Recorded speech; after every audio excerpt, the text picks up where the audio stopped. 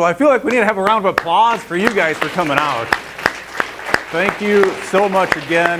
The weather has been a little unpredictable all day long. I heard somebody say they had 4 inches of rain. So I was a little nervous about what was going to happen with people coming to back to Shakopee here to my hometown and the district that I represent. So for those anybody wondering, why are we coming to Shakopee? Well, that's why. This is my district, and I appreciate you guys coming out because as a lot of you know, and of course the people watching don't know this, but after we wrapped up that first town hall about a month ago, the energy was incredibly high, and people were saying, we have to do it again. That there's so many more stories that weren't told that people wanted to be able to tell. So we've been talking about this for about a month now. And thankfully, well, not thankfully, but unfortunately, after President Biden came out with his national mandate, we realized, yeah, we have to do this again.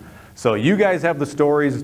You guys are the main characters, and of course the people watching are the audience here. So this is all about you guys tonight once again. And I'm just going to try to facilitate things and try to ask you guys some probing questions and try to get you to come out with what's happening, what's actually happening in the hospitals you work in. So with that, I thought what we should probably do is start off just like last time and just kind of do some show of hands questions and ease into the night, since about half the people here were not here a month ago. So let's just kind of do this again. We'll do it real quick again. Let's go with nurses in the room. Raise of hand. Yeah, so mostly nurses. I think we have some emergency response people. Did anybody come out? We had some firefighters. Awesome. Okay. I don't even know what else to ask because I really don't know what everybody does. But shout it out. What other professions are here? A pharmacist, okay, great. Okay. Occupational therapist, okay, great. Then what's your guys' business again? Home care. Home health care, yes, that's right. Okay, great. Lab tech, okay. Ooh, I want to talk to you afterwards. What was that? Surgical technologist. Oh, okay, great. Well, let's do this then. Let's kind of show what amongst ourselves and the people watching, experience level. Let's say more than 5 years in your field, raise your hands. Okay, that's pretty much everybody. So how about more than 10 years? Okay, we should just up the ante here. 15 and 20? I think I capped at 20 last time. 25? Yeah. Wow, okay. I won't go any higher than that for you guys. Great, well, so I think this is important. Who has worked directly with COVID patients? A show of hands. Okay, nearly, well, what is that? 75, 80% probably? Okay, so that's huge because that's obviously at the nucleus of what we're talking about. And then I wanted to ask this, and I don't know what to expect, but show of hands, who sees this forced vaccinations as some sort of partisan issue, Republicans versus Democrats, duking it out? Right, that's what I figured too. Like, this is not a partisan issue at all, and I'm shocked at how in some places it seems to be made into one, but it's really not. This is not red team versus blue team. Okay, and I'm glad to see you guys agree with that. All right, well, I'll answer this first question, or I asked this first question. With the mandates looming, I'm curious, and I'm sure people watching this are curious, what is the work environment like in your hospital or your work setting right now? And just, again, shoot your hand up and we'll get microphones around. So right now, thankfully, I primarily work from home, but the bullying I've heard from other vaccinated people or even doctors, other nurses, it's tense. I mean, even from patients, even calling. I don't understand why everybody isn't just vaccinated. Just go and do it already. Well, obviously they don't know I'm not, but it's depressing, it's stressful, and it's hard. I mean, being told that you're no longer a leader in your field and hearing other nurses going home from work and they're just belittled by so many people. It's terrible. Who accuses you of not being a leader in your field? Where does that come from? Doctors. Doctors, okay. I've heard that. I was curious if that was going to be the answer, but that's what I've heard. So I work in surgery, and we have a couple of issues, and I think I brought this up the last meeting, but it's gotten worse tenfold. We'll have patients come in, and we have patients that aren't vaccinated, and it's gone from the chatter in the room of, well, they would be up here already if we knew their vaccination status instead of having to wait for a COVID test. But now we actually have had patients that are refusing blood transfusions because we can't guarantee it won't come from a vaccinated person, and they don't want those antibodies. And the conversation in the room has turned to, we should have just let them sit in the emergency room and die. And there's actually nurses being written up and being turned into the nursing board for those comments. And then those of us who aren't vaccinated, it's getting to the point now where people know who is and isn't vaccinated. And when you're walking down the hallway at work, the vaccinated will look at you and they'll move to the other side of the hallway like you're a leper. It's getting ridiculous. It's yeah. One of the things, I can't remember if we brought this up during the town hall or if it's somebody brought up afterwards, but somebody said to me that the unvaccinated staff are being forced to wear like a pin or a star or... The opposite. So if you're vaccinated, you have these cute little tags, like what you see on a meter for your house, the electrical meter. Oh, yeah. They're these cute little tags, and like a blue one is for COVID and the white is for flu. And if you don't have it, that means you're not vaccinated. So people are walking around and they look at your badge, and then they give you one of these looks, and they go to the other side of the hallway, and it's like, seriously? It just reminds me, I'm sorry, maybe I'm alone here, but I have kids. I'm sure lots of you have kids. It reminds me of Sneetches, the Dr. Seuss book, the Sneetches with stars upon bars, like that is. Wait, Dr. Seuss is banned. Yeah.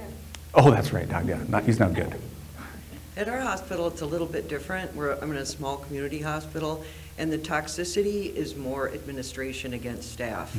Apparently, administration didn't get any input from the directors, the nursing directors, didn't get any input from the staff before they made this mandate. They just did it unilaterally without getting the buy-in or even feedback from. So it's more, the staff aren't mad at each other because we're a small facility. We really all have to work together. So when they know they're losing valuable, very experienced, top-notch nurses that they have worked with for years and years and years, and sometimes decades, and they're losing them because of an administration mandate to get vaccinated, when they've been working side by side for 18 months, plus it's really turned more against administration, and it's more like a simmering boil under the surface because nobody wants to get fired for talking down about administration policies and that, but it's not good. And I have heard that as many as 40% of our anesthesiology staff will be walking, which would kill our hospital. Right. Well, I want to ask about that later too, but it feels like, I've heard some people describe it as like this giant game of chicken. You know, who's going to blink first? Is it administration? Is it staff? And right now where I work at, and some of the other people here do work at, we get emails constantly. One of the physicians said we're in the wrong field if we don't get vaccinated. For myself, I worked COVID. For a lot of the rest of us, we did too. I'm in the right field, it's just I choose not to get a vaccination. But there's other bullying constantly. The buttons saying that vaccinated, I have a friend that's vaccinated, and she said that they were told they had to wear it in our building. That's interesting.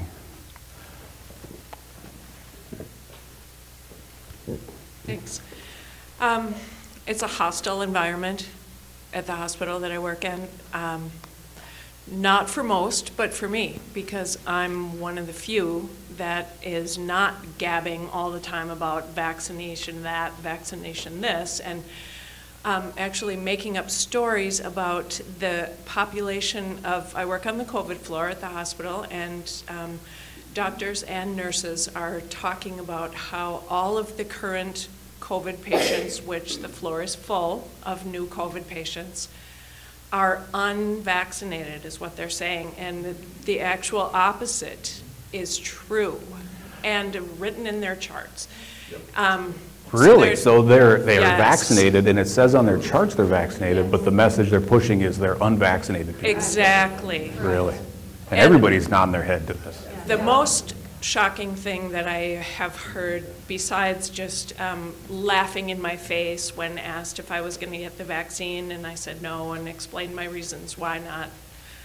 My coworkers laughing in my face, name calling, those types of things, talking behind my back, being quiet as soon as I walk into the area, saying, you know, things like, just get the vaccine or get out, with that type of a tone of voice. Very offensive.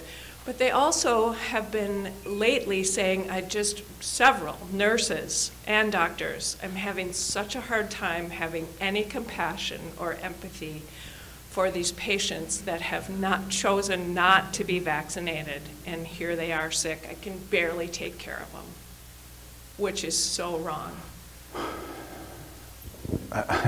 I mean, that just, so I don't share this with people, although I've told you guys, I think a lot of you, but I have a surgery coming up in 2 weeks.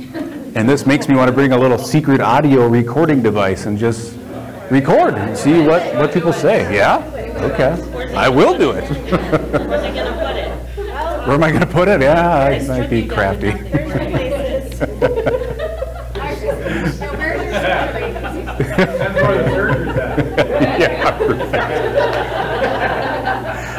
Yeah, okay. Well, let's move on a little bit here. Do you guys want to respond to that question? Obviously, this is like... I do. Oh, sure. I have firsthand experience with the bullying. I was recently suspended. I had a patient that I was talking with in the COVID unit who had COVID. Right on the front of their charts, when you open them, it says whether they're vaccinated or not. I was told that in my conversation, I initiated with her. I started the conversation. I have no recollection of this. But at any rate, the family reported me because they said I influenced the patient by my opinions, and so therefore I had to be suspended without pay. I have been under the same circumstances as she has with the bullying. I have been told by several of the immediate group that I work with that I should just get the vaccine and stop whining. Many people have gotten it, and you're looking at them, they're okay. I've heard, and I actually have a post on my Facebook where one of our doctors in our facility posted that she is very overwhelmed with the COVID patients and is losing her empathy to take care of them. As well as my own boss then reposted that same thing. I've heard ER doctors say things about not taking care of patients because they shouldn't even bother to come in if they have COVID and they're not taking the vaccine. Doesn't that, I mean, I see this argument all the time. I mean, if anybody's on social media, you see that argument. But to me, it's the equivalent of saying if you don't wear your seatbelt and you get in a car accident, then you suddenly just don't deserve medical attention. It makes no sense. Or a smoker doesn't deserve care. Right. Or somebody who's overweight doesn't deserve care. This is insane. Alcoholic, Yeah, drug user. We signed up to take care of people. That's what we do. Right. And there should be no talk of why the patient's there. Well, I'll move on to the next question. But again, I mean, this is your night, so you can ignore my questions, and you can answer that last question.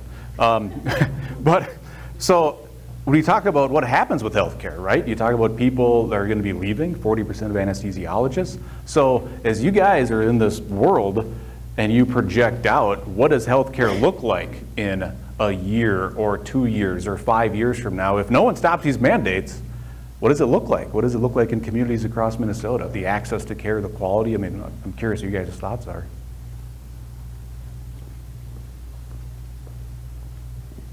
I think that this is a great question following up from the bullying, because you can see what kind of staff are staying. You know, the issue is with the mandates, there's going to be people who leave. You know, they said anesthesia in one area 40%. We've seen lots of places that have high percentage of staff leaving, and so obviously the access to care is down that way. But once the mandate's done, those staff will leave, but then we're already short-staffed. They're going to be even more short-staffed when those staff leave. It's not sustainable. You can't work in those conditions when you're that short-staffed, and the empathy they're losing now is just going to get worse and worse. And the thing is that you can see all these people here as we're explaining our stories. We're people for choice because we understand that as a healthcare professional, we aren't here to judge. We're here to care for people just like they were our friends or our family. And so those are the staff you're losing. You're losing the staff that would advocate for their patients, even if that choice was not the choice they would have made. And so that's a really big deal for the community to know that you're going to be going to receive care from people who think they know better than you do about your own health choices and about the choices of your children. Wow, yeah, I had never thought about it like that. That is such an interesting point. I had never thought about it like that. Go ahead. So, yeah, in terms of the bullying, with all this hostility in the workplace, and then the talk about the patients, how they feel about their lack of empathy. I mean, if you did that any other time before this, you would get disciplined up to termination. And so now they're doing all of this talk, and they're putting it out there in the public even. And it's like, that is so, so unethical to, you know, I mean, if anybody would have done that pre-COVID, saying, oh, I just don't know if I can take care of patients anymore, or I'm losing my mind, or I'm losing empathy, or whatever, we'd get in trouble. And now everybody's just doing it like it's no big deal. Huh. I mean, this is not good. They're ganging up to do it. Yeah. Together. Absolutely. Yeah. Interesting. I mean, I guess that makes sense. If you're going to deny people care, even talk about it, then there's got to be consequences. But that's crazy. I described it once as being like in a really bad abusive relationship. It's everywhere. It's social media, coworkers ignoring you because you're not vaccinated, or bullying you, and they make us feel like we're the crazy ones. We get constant emails every day from this leader got it, and oh, everything's just fine. Oh, she was pregnant and got it. Everything was just fine. You guys just need to buckle up and get your vaccination. And, you know, you drill it every day about how crazy we are, because we are for choice and not for vaccination. Well, I would add to that, because I mean, what I've seen in the political realm, and just you kind of just swap out the issues, there's a constant push to make people feel like you are the only one who thinks like that, and that you're nuts for thinking that. And I think that's part of the reason I think this is powerful, and why we wanted to do this in person again, because to show that there's 40 people that showed up and drove in crazy weather to get here, that you're not alone, like you're just not. And I think, you know, there's that Facebook group, Rally for V-Choice, that's within weeks has like 50,000, you're probably all members here. You know exactly what I'm talking about. I mean, you're not alone, and I think that's huge to keep in mind. I've lost track. I work in a different atmosphere. I work in long-term care, and I was on our COVID unit there as well. Our facility is currently not mandated, but it's coming. As of today, we were notified unvaccinated will be tested twice weekly. It's coming. We know that. I took a moment and looked through my roster on my list to see who was Medicaid and Medicare, and on my unit, which is the locked unit, there was one who was private paid. So it's inevitable. The owners are not pro-mandate.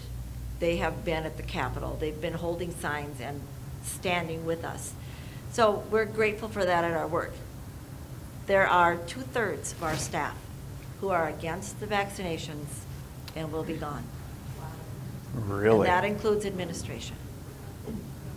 Wow, 2/3. What? I'm kind of curious if you guys are willing to shout it out. Like, if you had a guess, you're in there, you know, what percent of the staff in your workplace is against the mandates, and maybe they've even been vaccinated, but they just don't think that it should be forced upon people. Like, if you shout it out, like 40%? Yeah. Everybody's kind of shaking. 10%. That's much smaller. Well, that's how you feel. Oh, I wonder what it's actually. No one's talking about it because we're so shunned. Yeah. We're whispering to each other.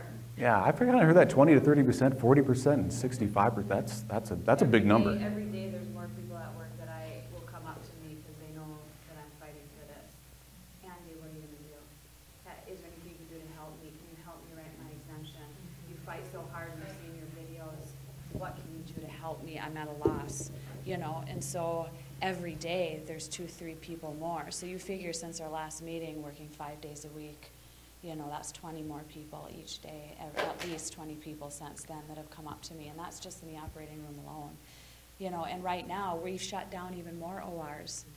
So last time I was at the meeting, we went from 19 rooms to 17, now we're down to 15 and 13 rooms. Wow. Because we don't have the staff. And I'm leaving, and when I went and told my boss on Friday, I put my notice in, he just looked at me and shook his head. He goes, I don't know what we're gonna do. Yeah. And my recruiters that I'm talking to, they said, we don't have enough nurses. And she goes, this is just nurses. This isn't surgical techs. This isn't PAs or MPs. Nurses alone, there is over a 50,000 nurse shortage in the United States right now to meet demand. So let's bring that back to what happens to the ability to get care, because I think that hits home for people, right? I think people are going to be dying in the ER with heart attacks and strokes because they're not going to be able to get the care. So I talked to a nurse on the way in today, and I was asking about this whole bed shortage. I mean, that's the way it gets teed up, is there's a bed shortage. And she said, no, there is tons of beds, but we have a staff shortage. We can't staff the beds.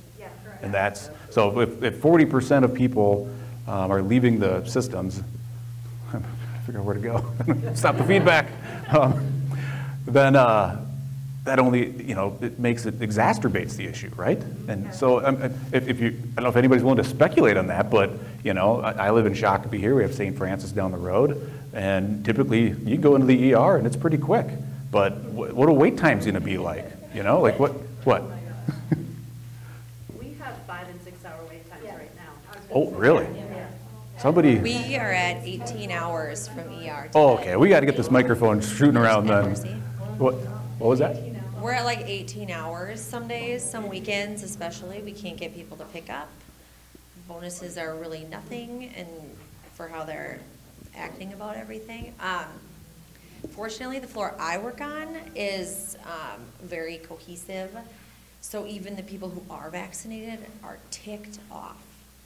Now, with the exception of a few, there's always going to be the exception of a few, and they're so afraid of us unvaccinated, but they eat from all the potlucks that we bring.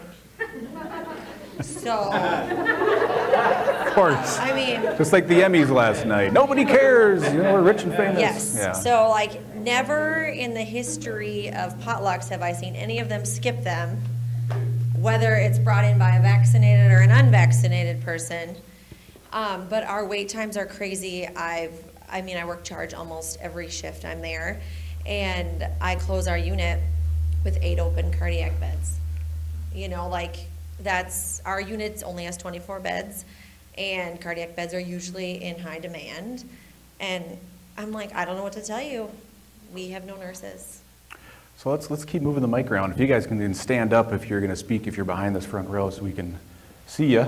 Yeah, I'm kind of curious. Access to care, to quality of care. That's such a unique perspective about the type of people that are going to be left to care. So I'm not a nurse, but I just want to say thank you so much for all the work that you do. I'm a teacher. The reason I'm here is because I had a vaccine side effect. I had 1 dose of Moderna back in February, and it's taken me 7 months to get better. I'm still not better. I had a whole bunch of things, including heart damage. I just had an echocardiogram on Wednesday. To be fair, I'm a pretty sensitive person, and I almost didn't go get my vaccine. I found out from my brother-in-law that he was worried that I was going to get it, but he didn't tell me that. As it stands today, if I wanted to say that I was sensitive to things like meds, I wouldn't be able to, mandates going forward, no. Which is why I'm totally against them.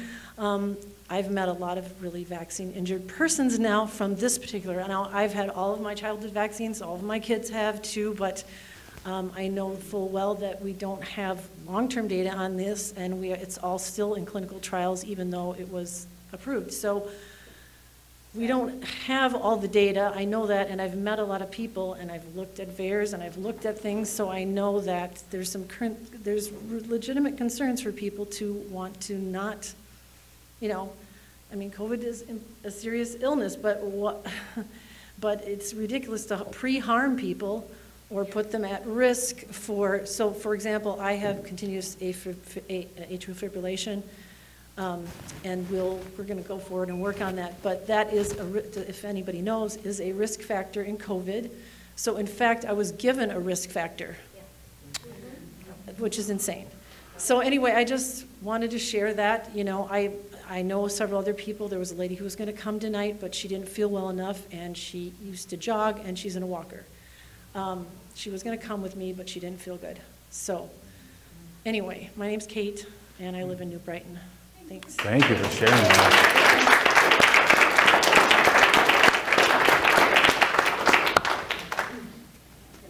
You better say something. I think that's just part of the misconception is your stories and all of the others that are injured are hidden. The second you post anything anywhere, it is taken down.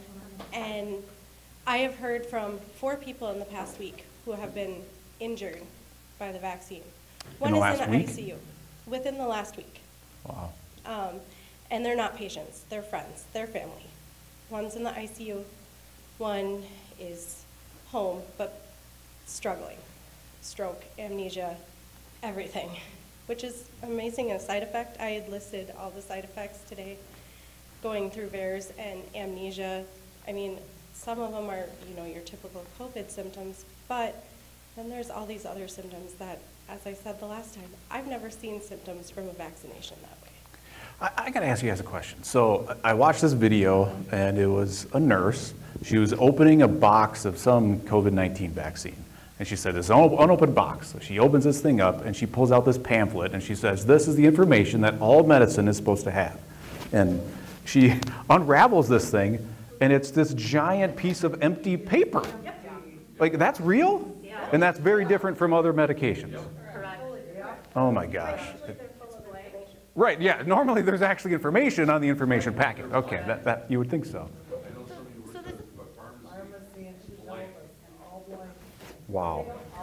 So this is slightly different, but it's a good time to transition to this topic, I think, because I have a feeling with the VAERS reporting, I never can remember the exact abbreviation with that, but I feel like a lot of people are not doing it or don't even know. In this past week, I work in acute care in occupational therapy.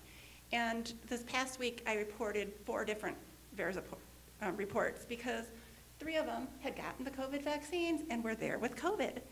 And there was one that just broke my heart last week. He was a gentleman, young in his 40s, very, very healthy background, like no prior medical history whatsoever. Active, independent, working, has kids, ended up in the hospital, could barely move either arm, barely move either leg for mobility. The doctor's diagnosed with Guillain-Barré syndrome, and I'm like, you've got to be kidding me. I mean, I was almost in tears when I left his room.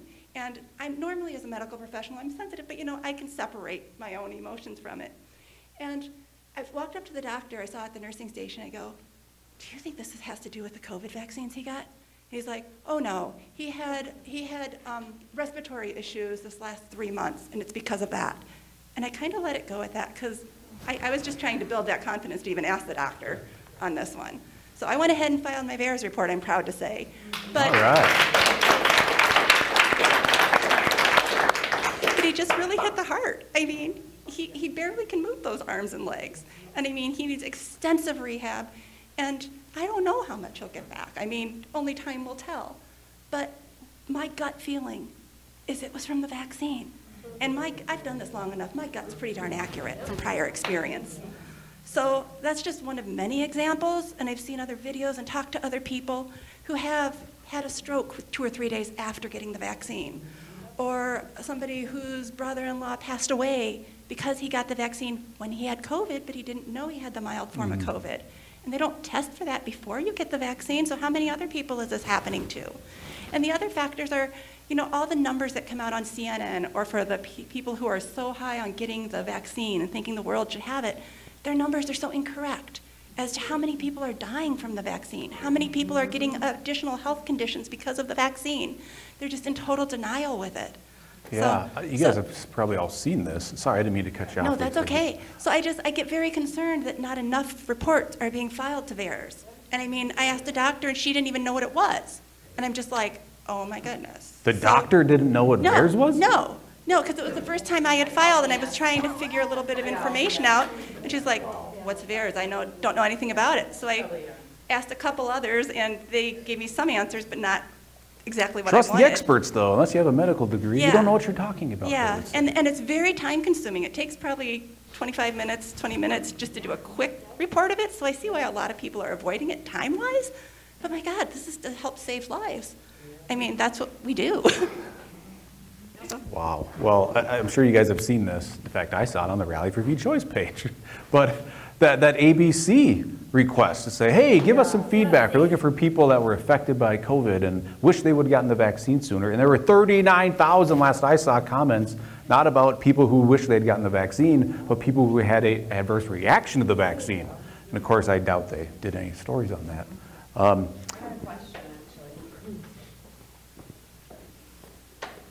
So obviously, everybody's being censored if you have a reaction or you have anything negative to say on the vaccine.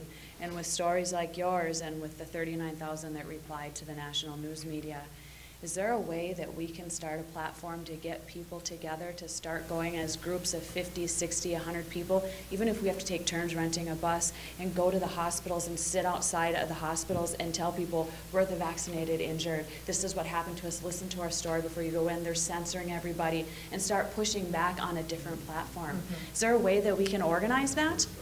Yeah, absolutely you can do I'm that. serious. And I'm asking this because I know this is going to be seen by thousands and thousands of people because our last one went nationwide. So is there a way we can start a platform where we can get people together?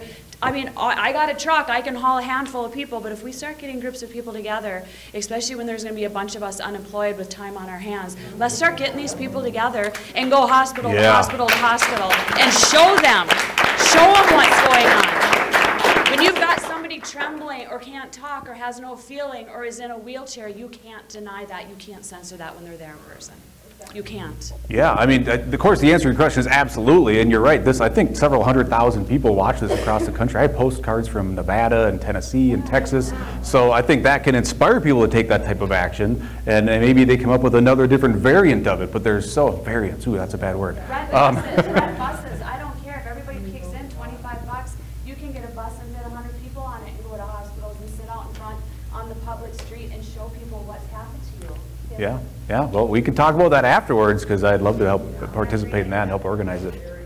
Sorry, let's get over here. You got the mic? Yeah, I think the big thing to point out here is that how strong the cognitive dissonance is. Because like you were talking, the ABC thing, the 39,000, I had friends sending to me that they posted on Facebook and their friends on Facebook were saying, I'm so disappointed in you that you're falling for all of these lies. Like 39,000 people had enough time on their hands to just comment firsthand experiences. Like, how can you not? And the doctor is, a person that gets Guillain-Barré. Guillain-Barré is a very well-known side effect of just about every vaccine, some of them more than others.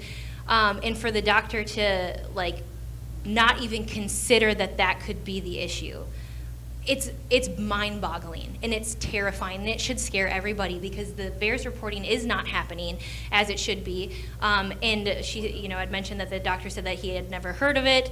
I would say that the vast majority of nurses have never heard of VAERS until all of this came about, and then all the fact checkers came out and talked about how VAERS is only, what do they call it? It's not unverified, but as she had mentioned, it takes about 25 minutes at minimum to fill these out. So I would say that if somebody takes the time, despite all of the doctors around them telling them it's not that, you're silly, laughing in their face, calling them anti-vaxxers for even considering it's from the vaccine, took the time to write it up for 25 minutes. Ashley has staff in her ER that sit for hours after work to put in VAERS reports. If they're taking the time to do that, they are very concerned that this could be not correlated, but causative of it. And we're not saying that all of the reports are truly from the vaccine, but they're not even being looked at. They're not even being investigated. It was just like within the last month or so, they had finally did one autopsy on somebody who died after vaccination. They've done one autopsy. The concern is that they don't care right now. They don't care that people are being injured by this, and they want to try to make sure that it gets pushed under the rug as best as possible so that they can get everybody vaccinated. And it makes a lot of us wonder, why don't they care? Right. Where there's risk, there should be choice. Where there's risk, there should be choice, and that is all we're asking. So let me kind of shift gears a little bit here. I want to try to get through some of these things. But again, ignore my question and say what you want. But there's a lot of misinformation, right? Sorry. Oh. It's fine. I just want to add to your comment. I happen to know somebody who's trying to get a non-censored platform ready, and it's going to be called utwitface.com. Utwitface? Utwitface. Yeah. We will connect after, but I still think Catchy. getting people in person to show up. In person would be great, but just so everybody knows. Vaccinated deaths are underreported too because you have to be fully vaccinated for 14 days after your second dose to be considered a vaccine death. Exactly. Interesting. So I want you to repeat that again with the microphone coming up here. Sorry, go ahead. I do not have myself personally, and this is upsetting. My husband died on July 20th. He was vaccinated. When he died, the coroner came to my house on an unwitnessed death with him laying on the floor and said he didn't need an autopsy because he was overweight, had hypertension, which was treated, and had sleep apnea. He was 46 years old. I was told an autopsy was not needed. If I wanted it, I would have to pay for it.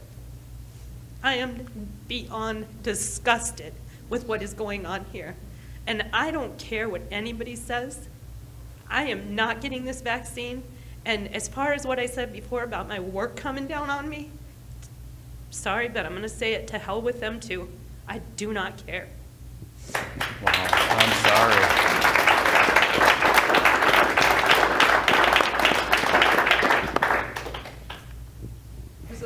Twist in the topic, but I wanted to talk about the exemptions for the mandates. So in Minnesota, I filed for a religious exemption, and the reason being that when I have a big decision to make, I pray about it, and if I don't get a good feeling about it, if I don't feel like, I don't do it. I've learned the hard way. Several lessons in my life that when that still small voice inside me tells me something, I listen, because people can die if I don't listen. I mean, I've had it happen to me in the past. And so, but we have religious exemptions and we have medical exemptions, but we don't have conscientious exemptions. And that's what we really need. We need conscientious exemptions, because there's not everybody has medical, the only reason you can have is if you're allergic to the vaccine, basically. And at my hospital, they denied everybody's religious exemption, and they did it all on a form letter. They're all exactly identical, which is completely wrong. Yeah, I mean, I think there should be one exemption, that's free will. I don't think we should have anything else.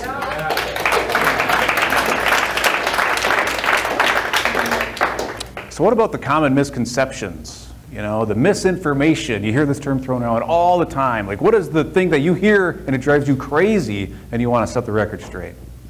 Hi, I just want to speak to that. I want each of you to ask a question. When in our history has physicians come forward and stated there are effective and safe treatments for this illness, and that has been proven? Ivermectin, hydrochloroquine, quercetin, high volumes of zinc or vitamin C, zinc, budesonide, and they're all being censored, suppressed, and their license are being threatened. So that should be a red flag for anybody. I had COVID, I was hospitalized, I was on oxygen for months after. I was on remdesivir. If you do research on remdesivir, it's by the grace of God I'm standing here today.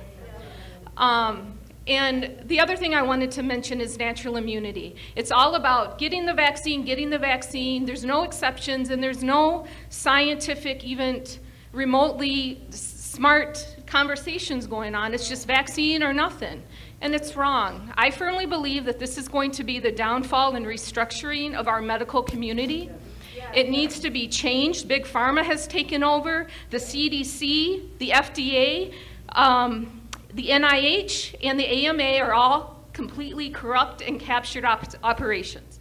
Thank you. I just had to say that.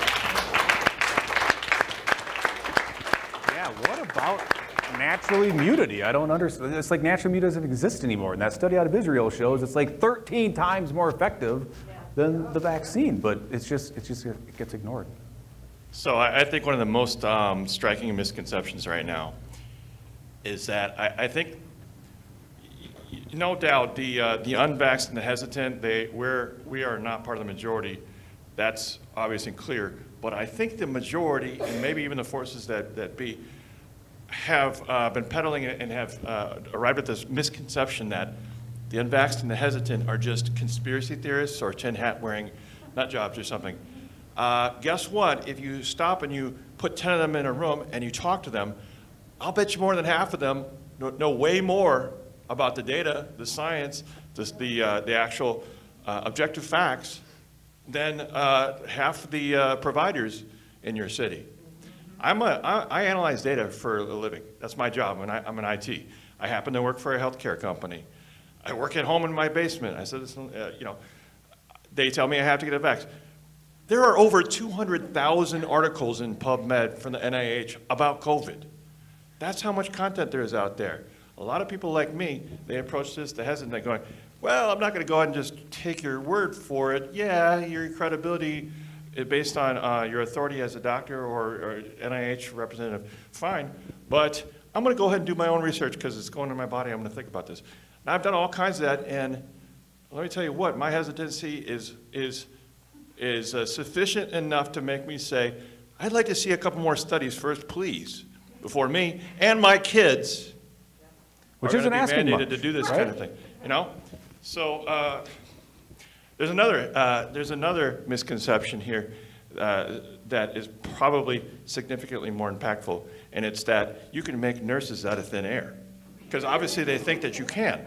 Because why else would they have a mandate that says we're going to just send you to packing to the streets after all these people who are in the medical field, they're data oriented. These are smart, sharp people.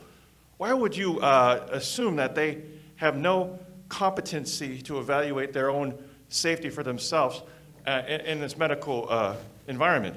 You're going to throw them on the streets, kick them out the door, and continue providing your services. How? Are you going to get where are you going to go? Pull them in from Canada, from Mexico? Where are you going to get your nurses from? It doesn't make any sense to me. I mean, and my company, I can tell you this, we're already reeling back services, and the deadline's not even here yet. We've lost 2 urgent cares already, meaning they had to redirect the providers from one system to another, just like, you know, they don't have the staff to service the larger systems. They're already starting to roll back certain services. Oh, we can't do level 4 surgeries, you know, the things that can be deferred because we just don't have the staff. They're cutting back certain services and whatnot. And I'd be shocked if my company was the only one in that situation.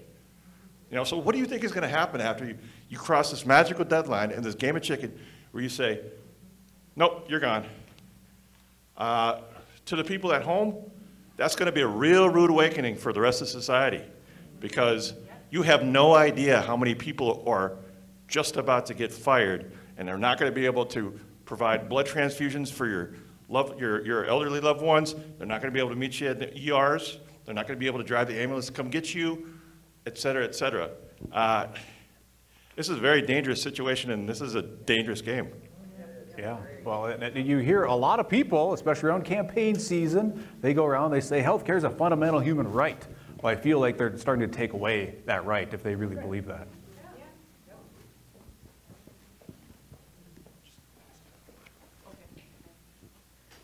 Okay, so when you talked about that, how many of you thought maybe, okay, so the new grads that are coming, I don't know how hard the schools are pushing. I think they are pushing, you know, all the new, you know, medical people to get vaccinated. So are they relying on all these new people that have zero experience?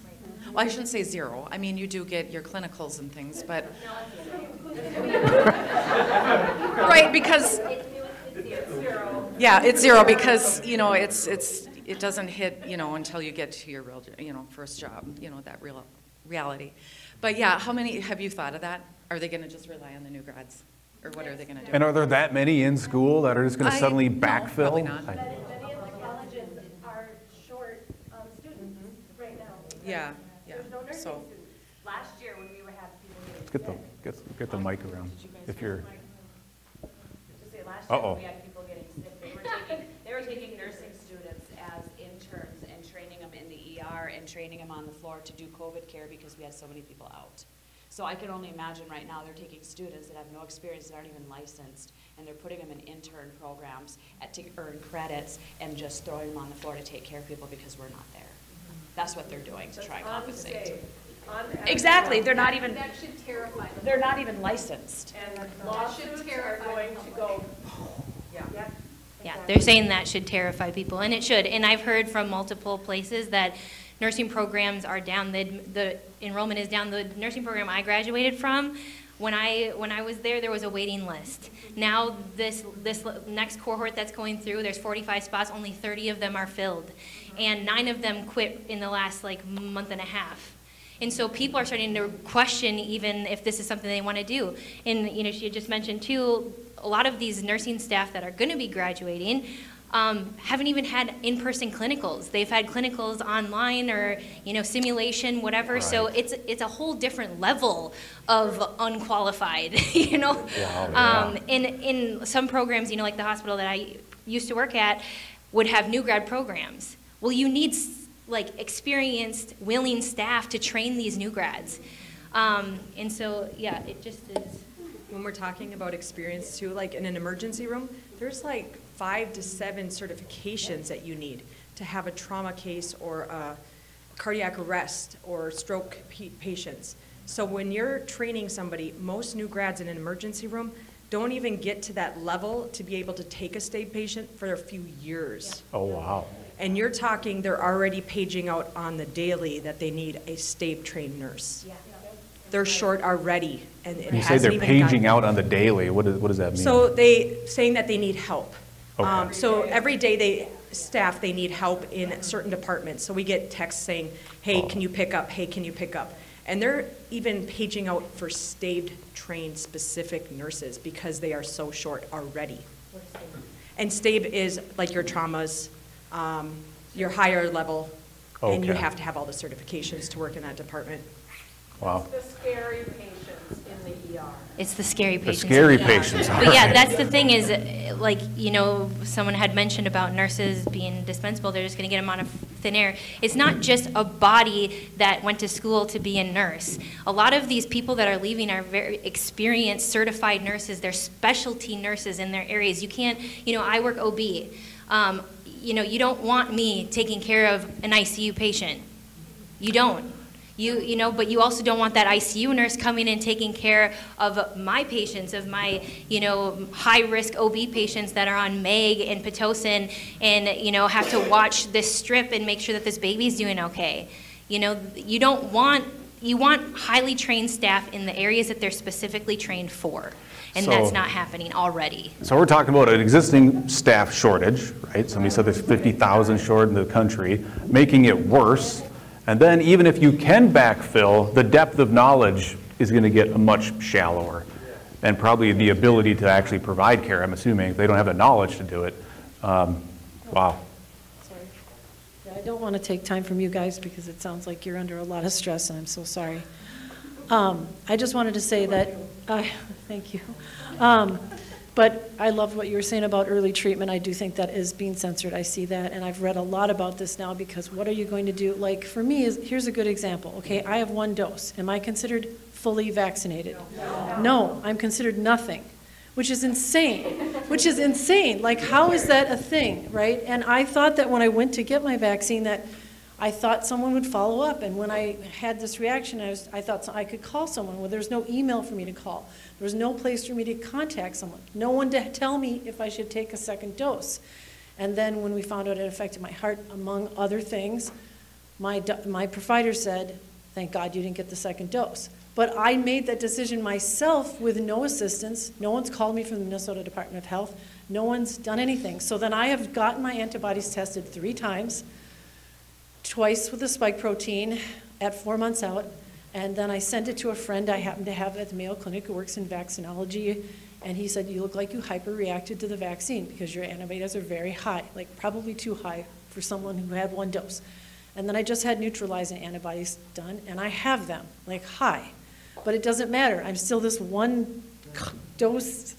I've got this card of nothing, and I don't understand why we're not testing antibodies everywhere, testing natural. I mean, I would love to. I mean, I don't want to get COVID because I was at risk as an immune-compromised person, but if you had it, you're good. Like, you're at risk if you take the vaccine. So I don't understand why our eggs are all in this one basket, or we're on this one train going one direction. Like, why don't we have other things going on all at the same time? Money. I know it's money. Money makes the world go crazy, whatever. Okay. Well, let me hop in here. And Lisa, I know you've been waiting for a while, so you can ignore me again too. So, like I said last time, you guys are in the scientific field, right? And these terms get thrown around all the time, follow the science, follow the data. So are these mandates following the science and the data? And of course, if not, well, are they gonna help? You're following the political science, not the actual science. The mandates are definitely not scientifically based. And it's hard because I feel like upper end politicians and head honchos in the country are really controlling or trying to control what hospital physicians are saying and doing, what they're diagnosing you with. Because hospitals are simply worried they're not going to get enough money from the government otherwise. I mean, they get better pay if you're diagnosed with COVID. And it's like there's too much. I mean, what else can we do as a country to be able to get the truth out there? Let me ask you a question then, because you guys are in the field and I'm not. So, but as a lay person hearing this, that politicians, powerful people are telling doctors what to do. How does that flow? I mean, how does that top-down information flow? Because I've heard it from before, from people saying, no, we follow our protocol. That's what we do here, period. So where do these orders come from? How does this happen? And I've kind of learned more of it through connections I have with the same perspective I have for medical freedom, as opposed to hearing it from the head honchos kind of thing. Maybe you can expand more on that? I don't know. But what I do know is that that government entities are threatening hospitals and physicians, et cetera, with cutting their funding if they don't force the mandate. Taking their license. Right. They're threatening licensing? Yes. Really? Wow, I had not heard that. Wow, okay. So yeah, there are physicians who are licensed are being threatened that are refusing to prescribe different medications because their license will get flagged. And even physicians that have prescribed medications, or in the past, there's pharmacies that are unwilling to fill it. And so yeah, and also for exemptions. I have heard from multiple people that there's been top-down communication to physicians that they are not allowed to write medical exemptions. So if you are, for example, that lady had talked about how her physician said, oh, thank God you didn't get the second dose. That is a patient-physician relationship. Yep. Okay, this has always been a patient-physician relationship. Since when is my doctor not allowed to assist me in making informed medical decisions? And the other thing we have to remember is that everyone's human. Okay, there's a way that you practice medicine. It's called practicing medicine because they're practicing. There are multiple opinions. That's why you have the right to get a second opinion. And so people aren't always going to all agree on the same thing. That's why we're supposed to have the healthcare system that we have about informed consent and patient rights and parental rights. And so I think one of the biggest misconceptions is that and I don't want to bash doctors at all. I love doctors. I've worked with many, many really good doctors. But to say that listen to your doctor.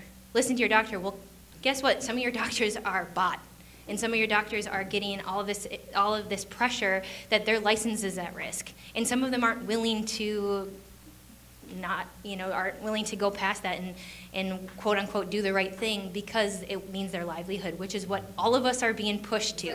Right. What all of us are being pushed to. And so I think the biggest misconception is that everybody says, well, listen to the doctors, listen to the doctor. 98% of doctors at this facility are vaccinated, so it must be a good idea. But they're not aware of all of the other outside pressures that they have. We know a few physicians who aren't vaccinated and are very for medical freedom, but they're too scared to even show up to one of these. And so that's a big deal. That's a big deal, and that's a safety concern. That is something that everybody in the community should be very concerned about.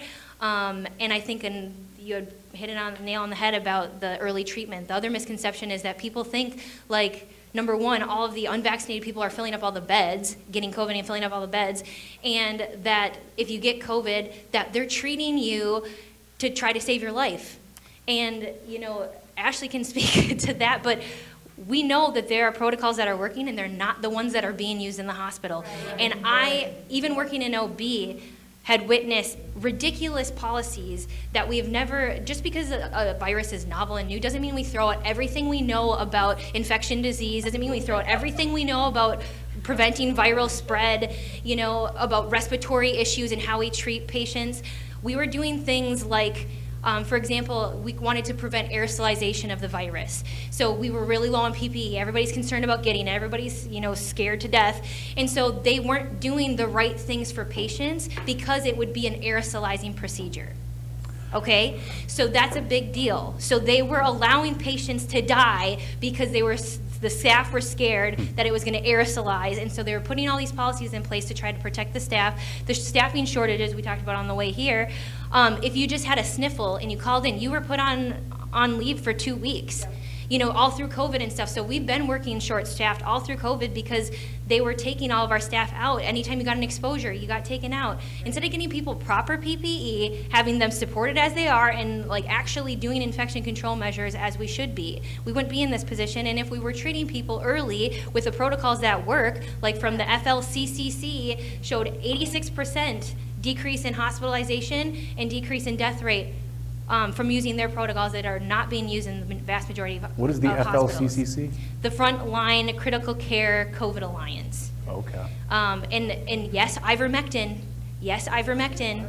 Okay, so it just is. So that's the misconception that I want to bring up, is that they think that people are getting the best care and that they're getting all of the things that is going to help them, and they're not.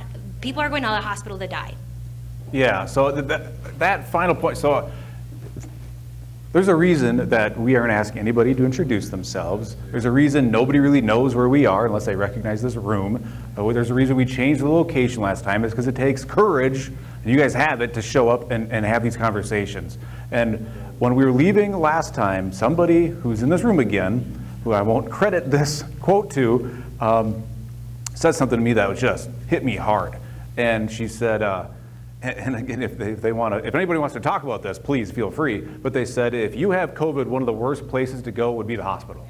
And I just got blown away by that, and I went, oh my gosh. Like, if we do this again, we have to talk about that. And I'm shocked that so many people are saying yes, because nobody in the public, I guarantee, is at home watching this going, oh, that just makes it so nonsensical to say if you're sick, if you go to the hospital and you have COVID, then that's like the worst place to be. But, sorry. So I'll just touch on that a little bit. So if anybody had previously before COVID, if anybody had a respiratory illness, they would treat it totally different than what they're treating it right now. They would make their patients, if you're in the hospital, they'd make them get up and walk, they'd make them do breathing treatments, they would do breathing exercises, they would pre-treat them for a bacterial infection. All of these things are not getting done with a respiratory illness. So they're not treating patients like we have for years when it comes to respiratory. We are putting them in a bed, making them lay there and not move. A person in a bed is dead. I'm sorry, but you get them up, you move them. So that's one thing that people are going to the hospital and getting put in beds. And at the beginning, it was the scare tactic and it was the fear mongering. And they weren't even going into the rooms to these patients for hours. And so they're just laying there. You can't get healthy or back, especially with respiratory, by laying in a bed. So, and the protocols that they initiate in the hospital, you do not step out of them or you don't get funding. So you just do it. So if it doesn't work for you, too bad. So treatment is is not okay. Well, we've got about 5 minutes, and I know a lot of you guys drove like 100 miles, so I want to be very respectful of your time. I said it'd be about an hour, so I just want to make sure we're stay on track. Just one really quick. The other thing to remember is that these people don't have these patients don't have family members that are there advocating for them. That is the other thing you guys have to be very concerned about. Because they're not allowed, or what? I mean, there's been visitor restrictions all through COVID, and it's just going to get worse. You think that, you know, this fall and winter that it's going to get better? It's going to get worse. That's the other misconception, is that this vaccine is what is going to fix everything. So that's the last question. That's the last question I have. So is if the vaccine works so well, then why are we still having flare-ups? Why are we still having spikes in COVID? If we've got 60 to 70% of people in this country with at least one shot, then why are we still having these go up? Shouldn't the numbers be going down? Shouldn't that in and of itself be showing that this vaccine is a crock of crap right now? I mean, seriously. So that kind of brings me to the last question, and this, I really want you guys to talk about this, because in your opinion, what would help us defeat COVID? Is there defeating COVID? Oh, sorry, somebody with the microphone. There's a lot of opinions there. Politicians out of our medical care. Oh my gosh, somebody say that in a microphone. Okay, so we're going to get the politicians doing their job, which is not treating patients. My concerns are... Please clap for that. I would like to know, first of all, because I have done home care and I've worked for these wonderful folks, I know what it takes to get someone home to recover. They need assistance. This is changing the face of home care. There are not going to be nurses. Families are going to be home caring for folks. When do we go from being the heroes who get the bonuses to the poor saps who get the boot? That's where we're at, folks. And our families at home are going to pay the price. That's how that's how Medicaid, these things being withheld from providers are going to change the face of health care. It's not going to be there. Do you have anything, Liz, you want to add? Go ahead. Go, Liz. Go, Liz, go. This has been a really hot topic for me. With my company, I do not want anybody to put anything in the body they do not want. To me, I've done a lot of research. I've done it with another doctor off to the side, and it scares me. It really, really scares me to know some of the things that are in this vaccination that is scaring me, and I don't want to say. I'll talk to whoever after over it. Our company means a lot to us. Our employees mean a lot to us. Our clients mean a lot to us, and I'm trying to protect them all. And the state is really scaring us.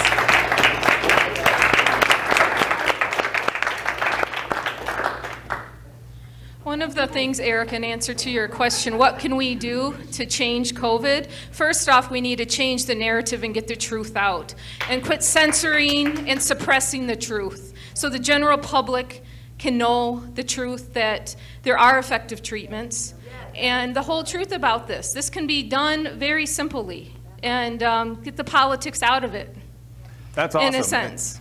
Thank you for that, because that is fundamentally why we're here, is to get these truths out. So the people watching this, please, share this thing. We've got to continue to get these messages out.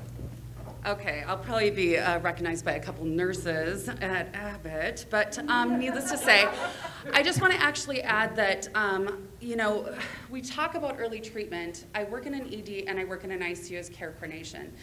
And the thing that actually bothers me so much is right now they're actually doing a study, and I just conferred with another pharmacist at a different facility. And the study is at the University of Minnesota. Can I read what they actually say here? Okay, here we go. COVID-19 increases inflammation in the body, which causes harm. The medications metformin, ivermectin, and fluvoxamine are known to decrease inflammatory proteins, cytokines in the body. They also appear to possibly stop the proteins inside cells that help viruses reproduce and spread.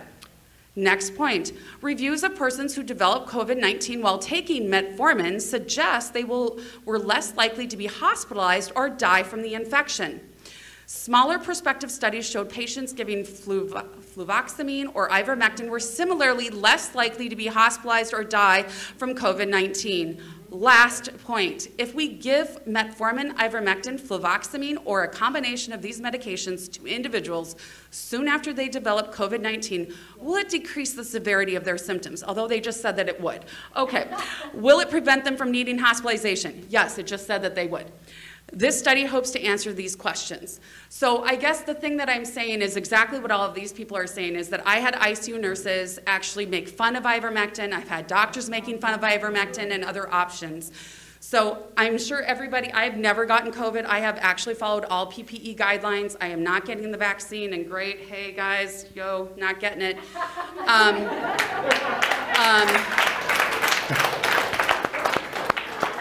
So just on that scope, how we end COVID, honestly, follow what other countries are doing that are working, okay? They have less technology than we do, and they're having better outcomes, okay? The Taliban's running around Afghanistan, they're not worried about COVID, okay?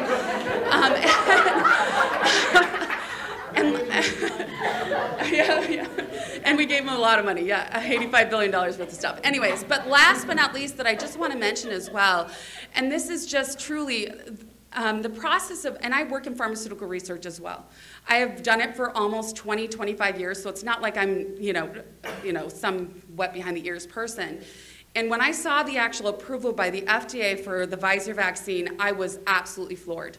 Because it did not complete the trials the way that it was supposed to complete the trials. It actually, and this is the thing that really bothers me, is they extended the emergency use authorization of the Pfizer vaccine that is being given right now. Renamed it, but then it's not marketing until 2023. So the one that they approved is not even on market, it is not what you're getting, and so isn't that something? But when I actually try to bring that up to people, oh, whatever, just get vaccinated. Well, let's just do this. Let's just try the actual cheap thing and just treat the patients. Just treat the patients. That's it. That's not done enough. I think a big question everybody who's been called a conspiracy theorist has, why? It's just why. Why are doctors being silenced? Who is at the very tip of the spear causing everybody to just cower to this? If there is 80 to 100 million Americans not willing to get it, and so many of them are educated, they're medical professionals, you don't have to be a medical professional to question this. If we're willing to step out of something we worked so hard for and we've done so much training for and we love as a career, we are willing to give it all up to protect ourselves. Why is it being pushed so hard? Why are more people not questioning it? And I even have a coworker, and she got the vaccine, and she said to me, I got the vaccine because we worked through COVID. I thought it was the right thing to do. I'm not going to vaccinate my kids. She said, but I'm really sick of people thinking I'm an idiot with how viruses work, how the PPE is supposed to work, and to make me think that all of it's gone out the window for COVID. Because she said we've had enough training, we're critical care, and the people who seem to not be on that same wavelength, who want to continue the fear, which like I said, I'm on a great floor, there's not very many, are the ones who wanted all the recognition in their PPE on their Facebook page. They want to continue the fear-mongering so you can continue to call them a hero. And I'm a little bit different than a lot of people. I truly feel like a hero is somebody who serves your country and puts your life on the line. And I feel like what we do every day is just our job. It's just what we're supposed to do. I've pushed away that hero status the entire time. It actually has made me roll my eyes and kind of like get in disagreements about it at work with people. But I think the people who loved that recognition and they want to continue that recognition are also trying to continue the fear so you continue to recognize them. So they'll push away everything they're actually seeing in practice just so they can continue. They've got that. They've got their 15 minutes. They want to extend it for another 4 hours. That's what I'm seeing. Right, at the expense of everybody else. Well, that puts us at an hour, everybody. I know we could go for all night long, but an announcement about what? Oh, yeah, good thinking. So people that are out there wondering what can they do, how do they get involved, there's so many ways to get involved in this fight to stop vaccine mandates. So there is a rally this Sunday at the Minnesota State Capitol in St. Paul from 4 to 7 p.m. I think the last one had about 5,000 people there. I'm thinking this one's going to be bigger than that one because the energy is only greater. And since the last one, Biden has come down and said a national vaccine mandate. So yeah, definitely go out to the Capitol this Sunday, 4 to 7 in St. Paul, and join us. So, and then share this, please, because as everybody here said, we have to get the truth out. That's how we start to kind of win this battle. So share this video on all the social media platforms. And thank you again, everybody here, for coming out. Give yourselves a round of applause. Thank you, because it takes some guts to come out and do it.